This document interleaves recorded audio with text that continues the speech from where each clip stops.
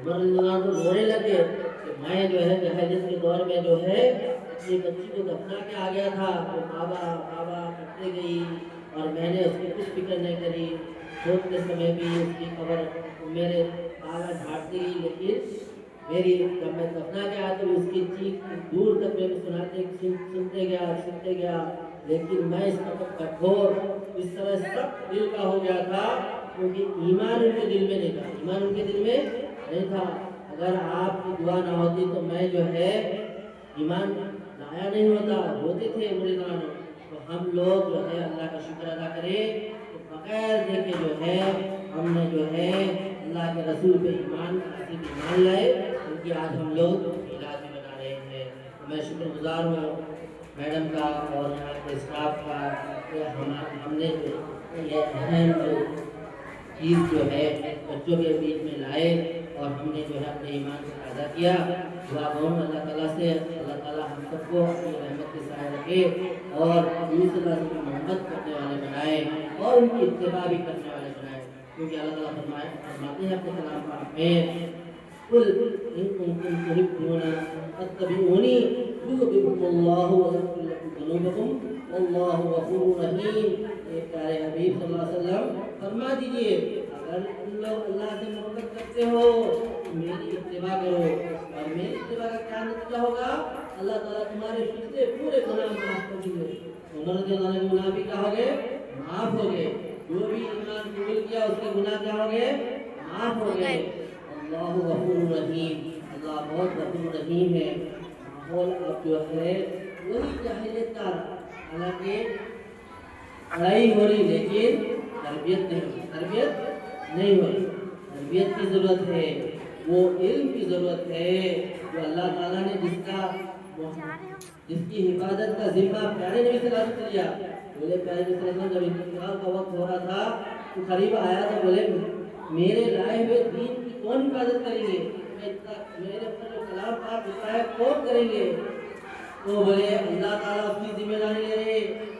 اس سے پہلے صحابہ سے بھی بولے پہلے علم اٹھا لیا جائے گا، پہلے علم اٹھا لیا جائے گا۔ صحابہ بولے ہم اپنے بچوں کو پڑھاتے ہیں، قرآن ہم بھی پڑھتے ہیں، کہ وہ اپنے بچوں کو پڑھائیں گے، علم کیسے اٹھا لیا جائے گا؟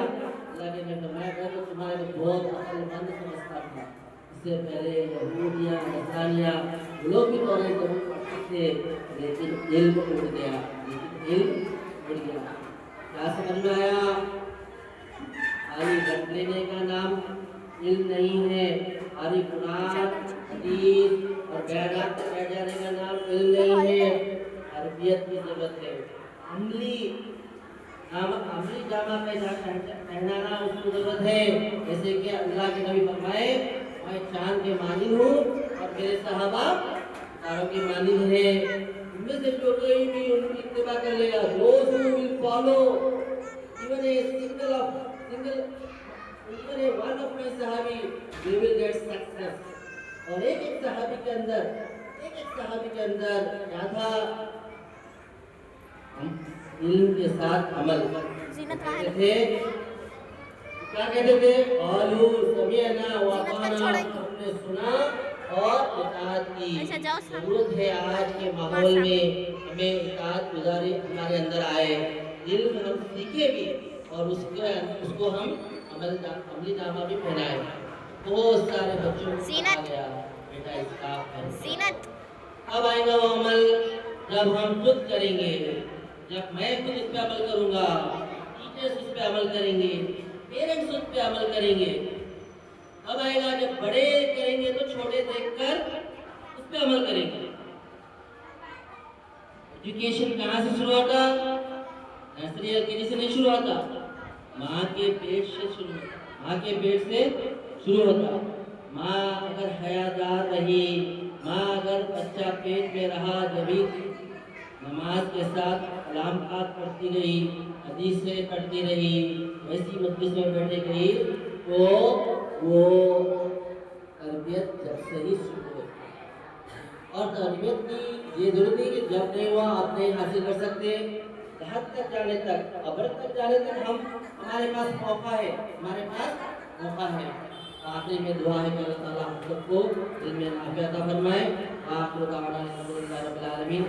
اللہ علیہ خیر وعلى آلہ وصحبہ وسلم جزا اللہ علی محمد ما هو اہلہ صلی اللہ علیہ وسلم وآخر دعوانا الحمدللہ رب العالمین.